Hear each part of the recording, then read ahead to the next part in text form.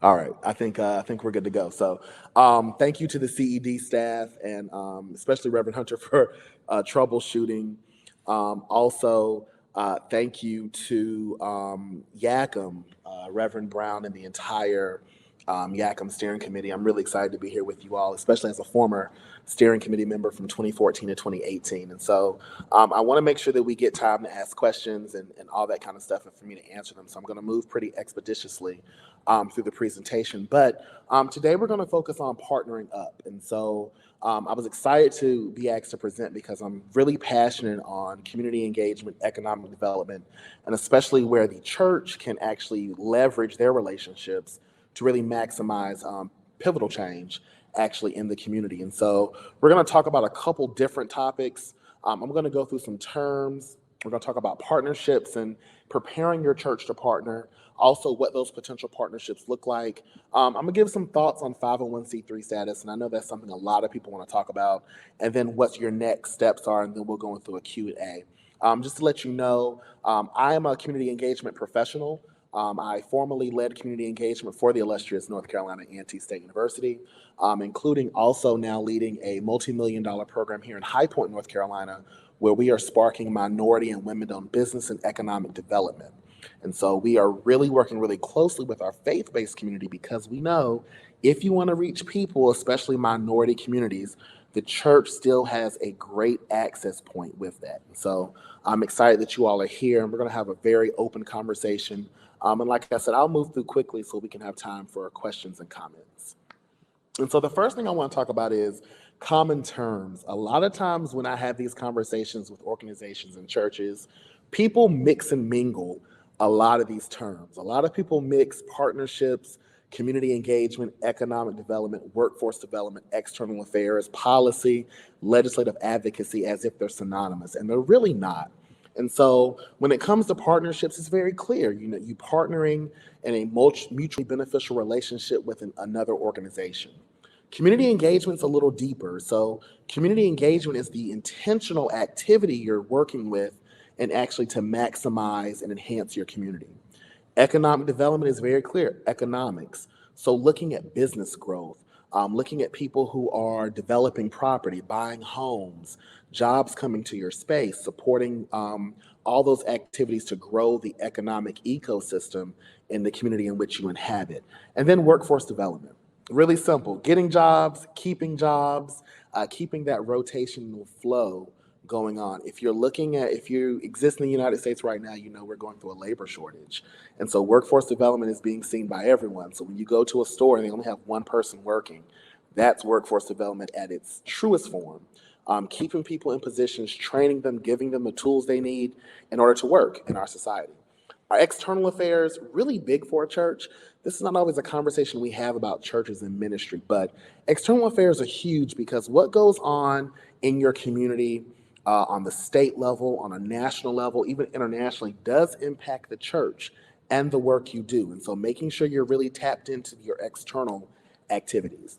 And then last but not least is policy and legislative advocacy.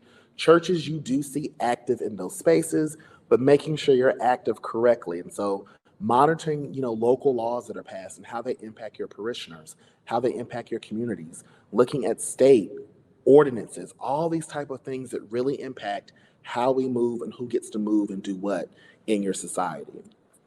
And so this is, if you remember nothing else from my presentation, remember this very simple definition of what partnerships are. And that is a church's, ministries, community engagement efforts should center around intentional, mutually beneficial, and prismatic partnerships. True partnerships are relational and should not be transactional. I can say that again. They are relational and should not be transactional. So quickly, people will say, oh, I'm partnering with this organization. Or we partner with a bank. We partner with a school. Okay, but if you're only doing one activity and there was no assessment, there was no evaluation, and the needle in society or the group you were trying to impact did not move, really it was not a partnership. It was an activity that you worked with someone on. And so I also want to speak to the mutually beneficial part. As churches, as ministries, we have to be intentional on mutual beneficial relationships. When you engage with a partner organization, they want to know where their win is, and you have to be very clear on where your win is. And there should be this synergistic, we both win in the activity. And prismatic, don't be a one trick pony. Partnering with the organization should not be just one thing. Look at other opportunities, because at the end of the day, you want to say, my partnership did X, Y, and Z, not just one thing. And that's really imperative. So we all as Zionites know your church. Knowing your church, though, also is very imperative when you're talking about partnerships, 501c3s. These are some very clear questions you need to ask yourself. I know several of you on here say, hey, I want to start a 501c3 through my church. We want to do external activities. We want to partner. But here are the things you have to ask yourself before you can do any partnership engagement. What are you trying to impact? I can't tell you the amount of people who come to me say, I want to start a 501c3. And I always say the first thing, to do what? What are you trying to change? Are you trying to provide people with educational access? Are you looking to do voter engagement? Are you trying to educate people on the scary part, the threat of COVID? Are you trying to encourage people to go back to school? Are you trying to build homes for people who are in lower economic brackets? What and who are you trying to impact? Number two, what is your value proposition? Just because you're a church and you've got the heart does not mean that you are completely equipped and prepared to go into a very formal partnership 501c3 grant making activity. What do you all possess? What is the skill? What's the talent? What are you leveraging in your community of parishioners and church members and community? Where is the talent? What are you doing? How do you do it? What makes you good at it? And so a good example of this is, yes, everyone possesses very different skills and talents, but you have to know if your value proposition is very easy to communicate. And so if I have $1 million and I say, hey, I've got $1 million and I'm only giving to churches who do work in tutoring and educational access and support. Well, clearly, if you're going after an opportunity with me, you need to show me who are the educators in your church. What partnerships do you have with the local K through 12 system? What educational methods are you familiar with? All those things have to be presented. So know your value. Number three, what relationships currently exist? You always don't have to recreate the wheel. Look and see what relationships, what partnerships have the missionaries partnered with a local domestic abuse shelter. There's opportunity there. Also, who are your past partners?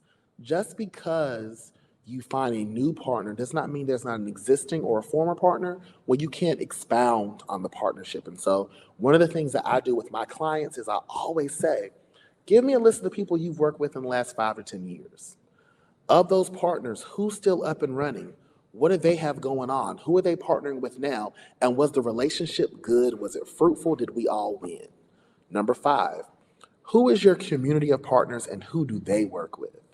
So if you work with various banks, foundations, corporate partners, okay, well, who are they making grants to?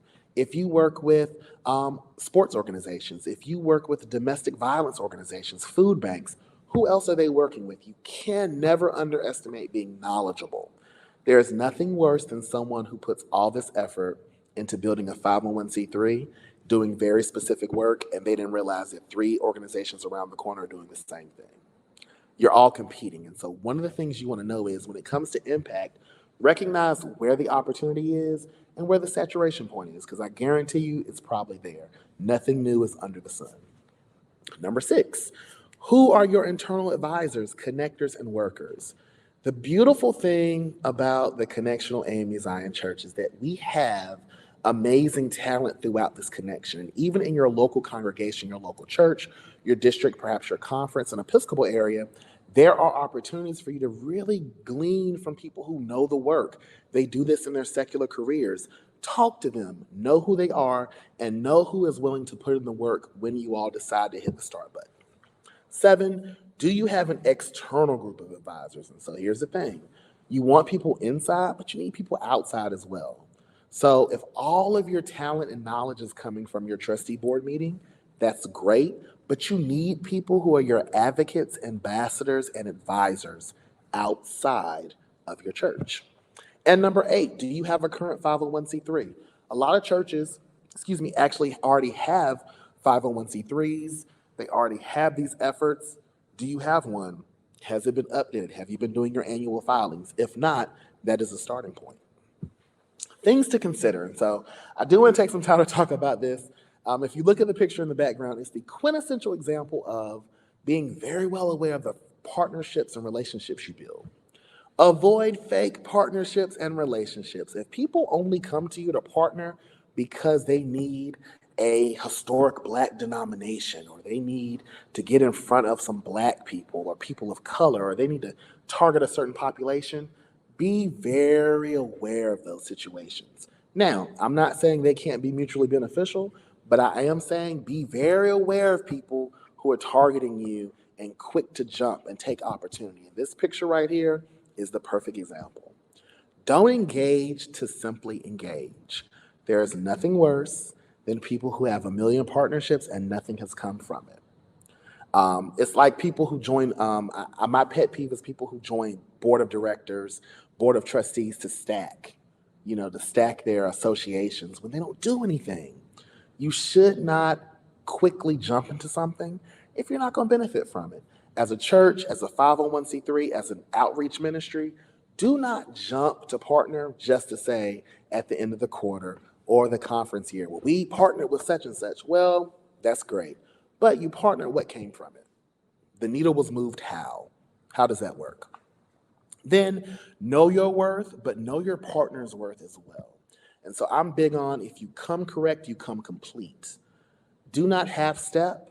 Make sure that you're very well aware of what you're trying to do, and recognize that your partners also have that same brand, that same integrity as well. That needs to be understood. Know who's leading your efforts.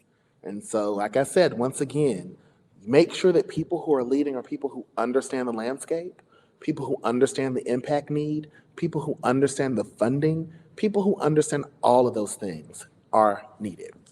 Then, one more thing to consider, what is your ROI? Now, if you ever sit down with any professional, they're probably going to tell you real quick, okay, what's the ROI? What's my return on investment? And so even though we're talking ministry, we're talking church, we're talking nonprofit, there is an investment. Be clear, your time is an investment. Your resources, your building space, your virtual space, all of that is an investment you're putting into a partnership to impact the community. What is the return on that? Making sure that your partnership is going to bring something back, move the needle. And the needle doesn't have to move far. So a good example is if you go into a financial literacy, and your effort is financial literacy, and you have 25 families or individuals who are working you on financial literacy, and of those 25, 14 did not have savings accounts. If after a 12-month period, every one of your people now has a savings account, even if it's only $5 in it, you have moved the needle. You have actually said, you know what? We've changed mindsets.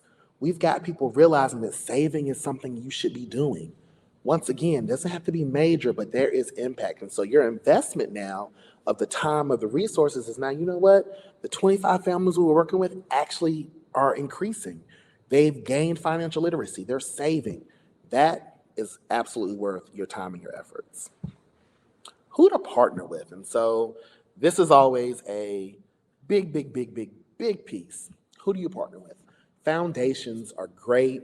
I work very closely with some foundations where they are big to give money. And I will tell you, it's all about who you know. It's all about the relationship building. Do not think in a partnership it should happen via an email. To me, that's not how real partnerships work. Real partnerships work with knowing who your people who are influencers in the organization, talking to them, letting them know what your passion is, and moving from there. And sometimes, a good partnership for a church, a nonprofit, a ministry doesn't happen in 60 days. Sometimes it takes 6 months, a year to see the fruit of that relationship. But if you're intentional, you will see the fruit from it. And so foundations, they're focused on community efforts. Many larger cities have community foundations that give out millions of dollars a year. Getting to know those people, imperative. Corporations, a lot of them have foundational arms, and they're actively giving out money. I literally found out about a grant 2 weeks ago. I wrote it in a day, and I submitted it the day before the decision, and they were like, boom, here's $10,000 for your program. But that came from the relationship I had with the grant maker. And it also came from knowing exactly what they want. Grants are not always this difficult process. It never hurts to know people, and it never hurts for people to know you, but also to be intentional in what you're trying to get. Big piece. K through 12 schools, to me, every church, every ministry that is in a physical space needs to have a relationship or have a connection to their K through 12 system. I'm a firm believer that churches, especially the historical Black church, is a quasi-educational institution and organization, meaning it is imperative for you to be an arm of education in your society. It should be something that comes up in conversation. Anyone who knows me knows I'm a huge education advocate because I do believe the church plays a really big role, especially the Black church, in educating our community and keeping people aware. So always should partner with them. Colleges and universities, absolutely the same. Not just because you want college students to come to your church, but if you're really looking to do some 501c3 programming activities, colleges and universities have huge budgets a lot of times that focus on community outreach. As a former community engagement director for a university, I can tell you, we are eager to work with people who are doing the work. Then your colleague churches, other ministries, see what they're doing. See if you can partner. There's no reason why 5 different organizations have to focus on one thing. If you are all in the same area, everyone would have to do something different. Come together, ride in the same car, make it happen, head down the road towards your progress. And then local, state government agencies, you should always keep them abreast. Also learn what they're doing. I guarantee you there are some opportunities for you as well.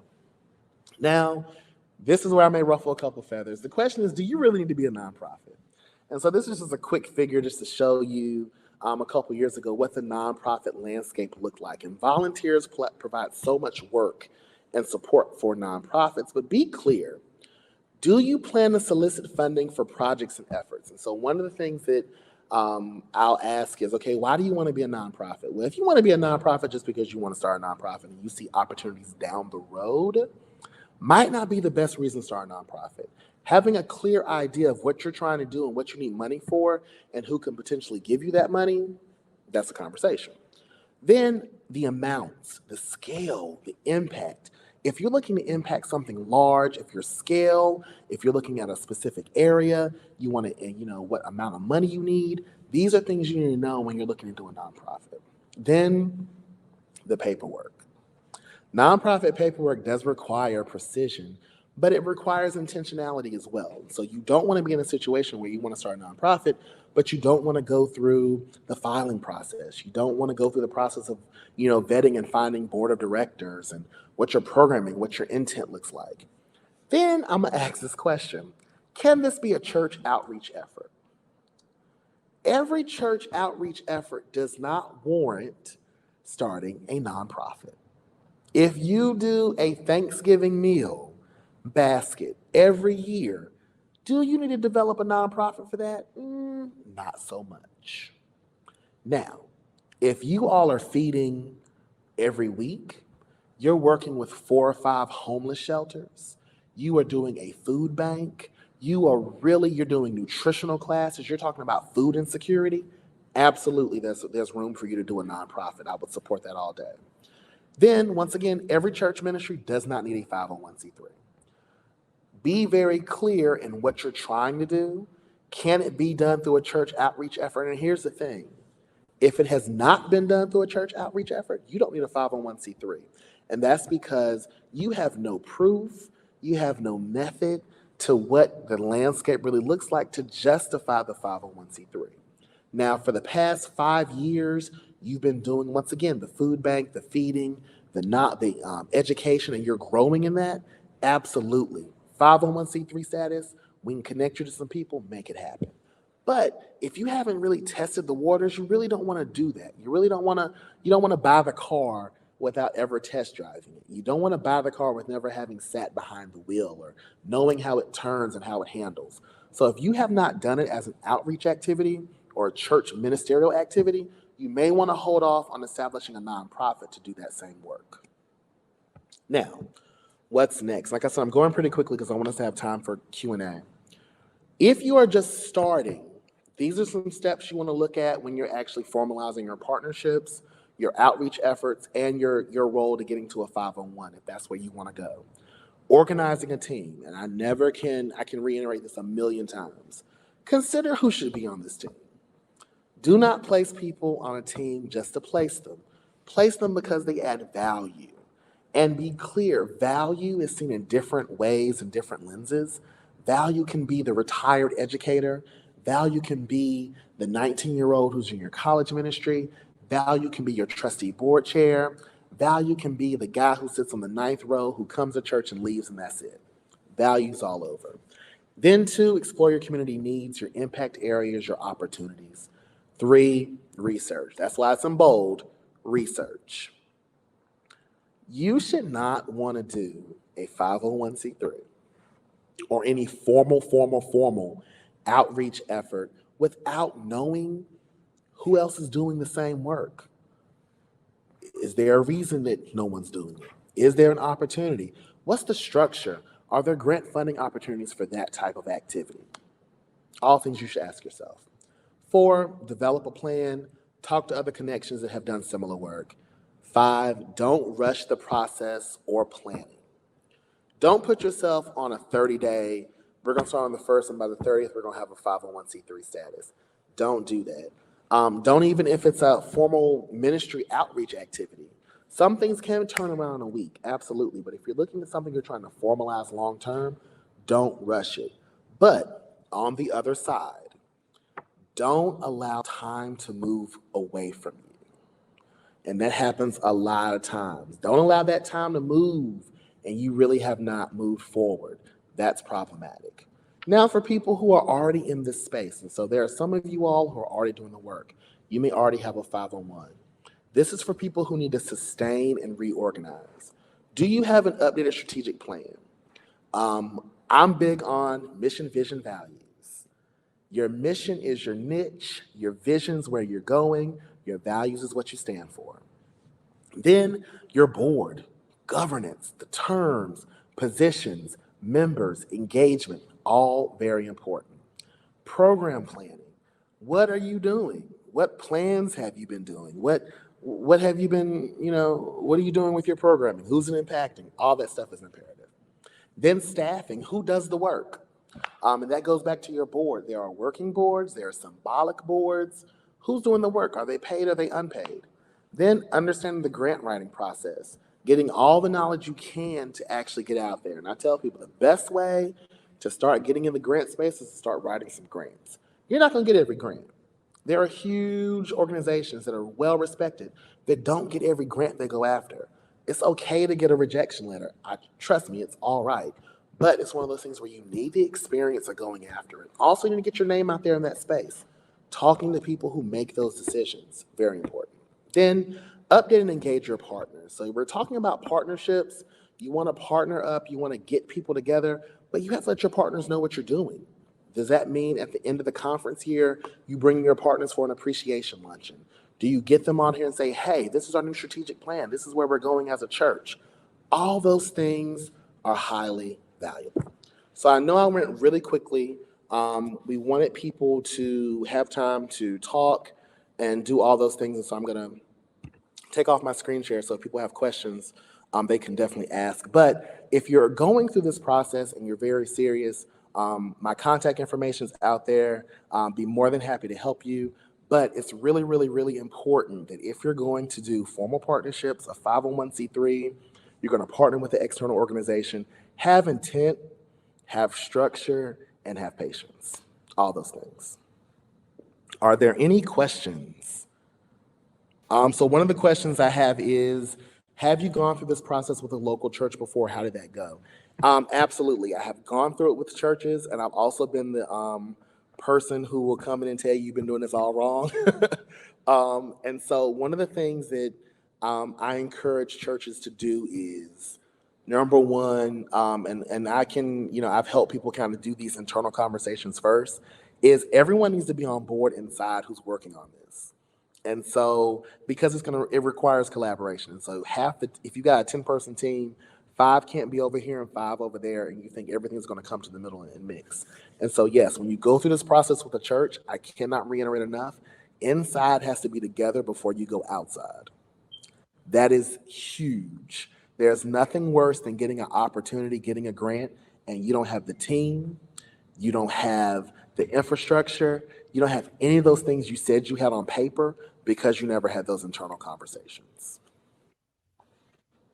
I have a question. Can you hear me, Dr. Hatch? I can, Reverend Brown. Awesome. So you mentioned the best way to get into the grant writing space is to start writing grants. Mm-hmm. So is it okay for a church who's trying to go into that space to go ahead and get someone on their staff or start trying to develop someone to start writing grants? Because all grants aren't only for 501c3. So you can start applying for grants before. Can you kind of elaborate on that? Yes. And so here's the thing. The grant making process is not difficult. And so I told you all about a grant I wrote like in a day.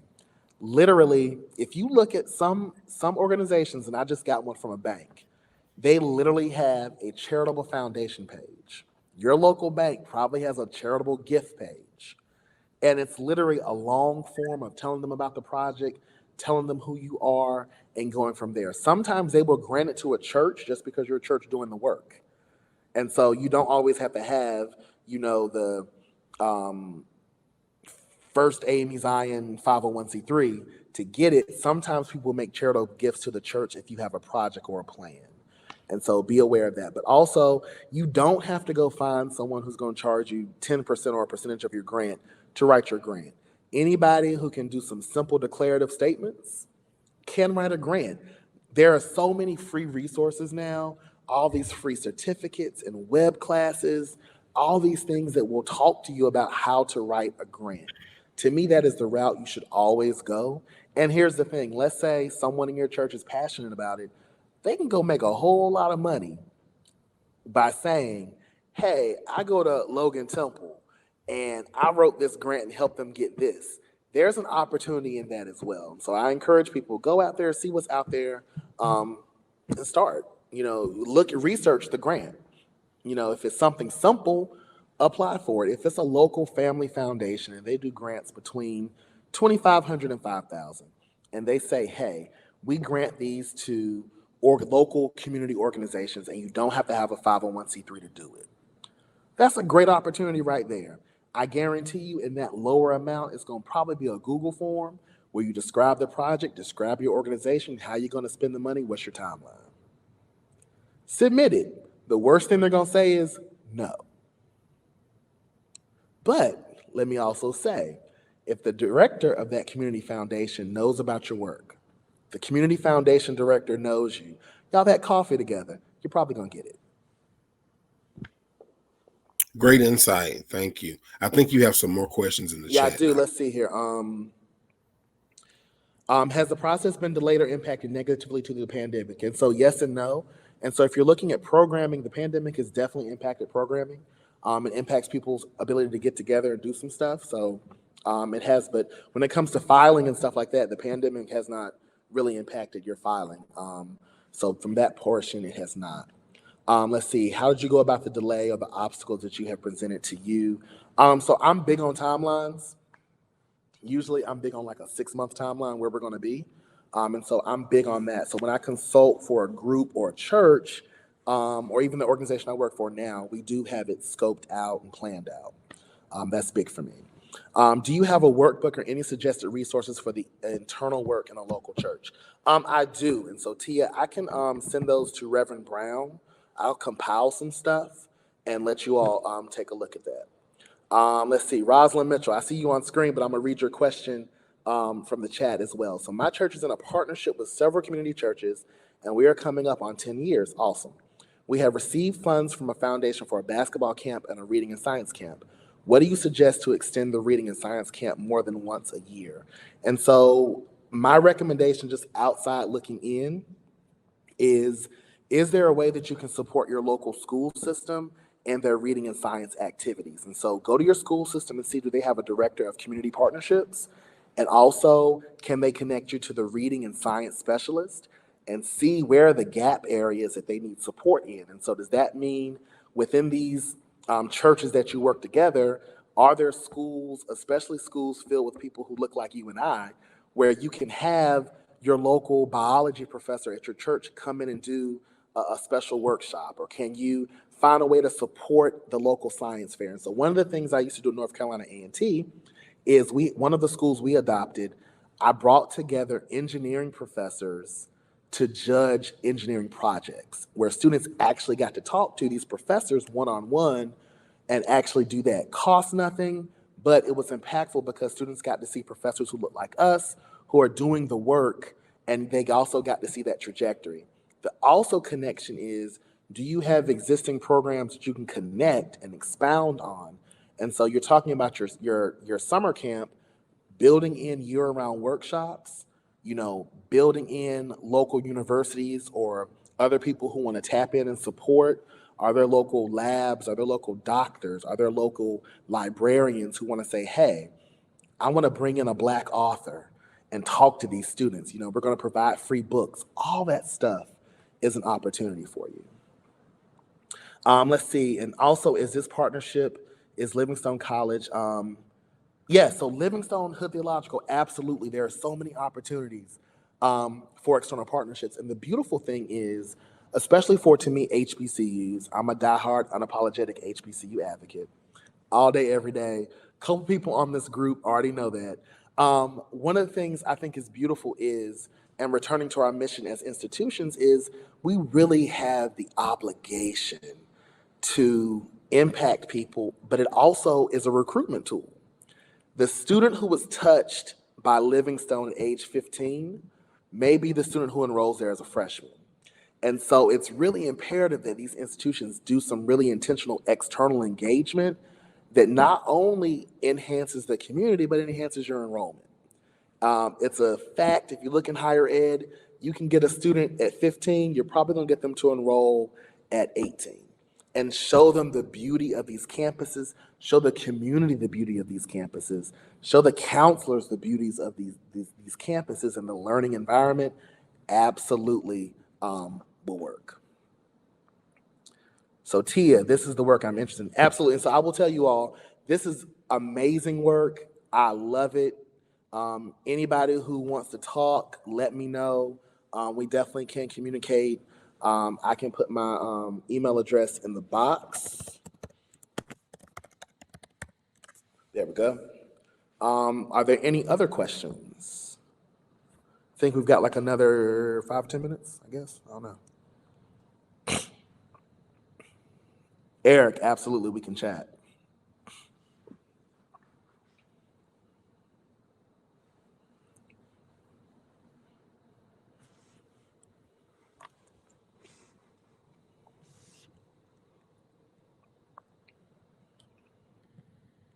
Any other questions? And so let me say, this is the ideal time to have these conversations in your church.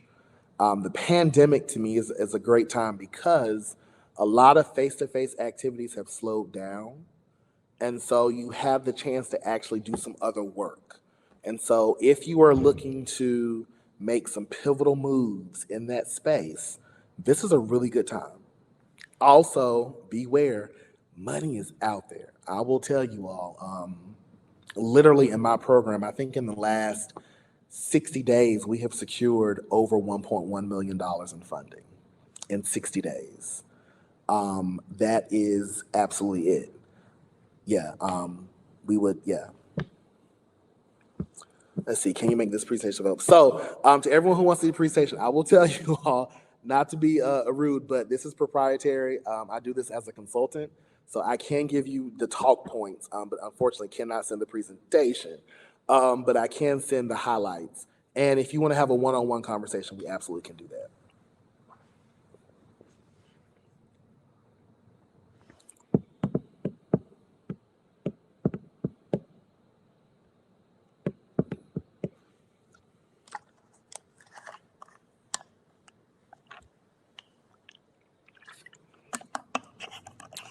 All right, well, hearing none, I absolutely wish you all the best in your external engagement, your community engagement, your partnerships, your 501c3.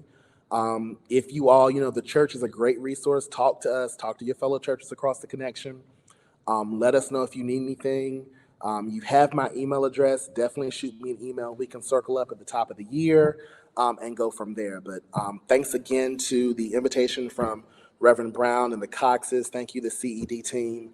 This has been absolutely great. Sorry for the technical issues at the beginning, but I do hope you all were able to gain something and glean something from it. So I think I'm going to hit the leave button. But thank you all, and have a great rest of the Truthville 2021.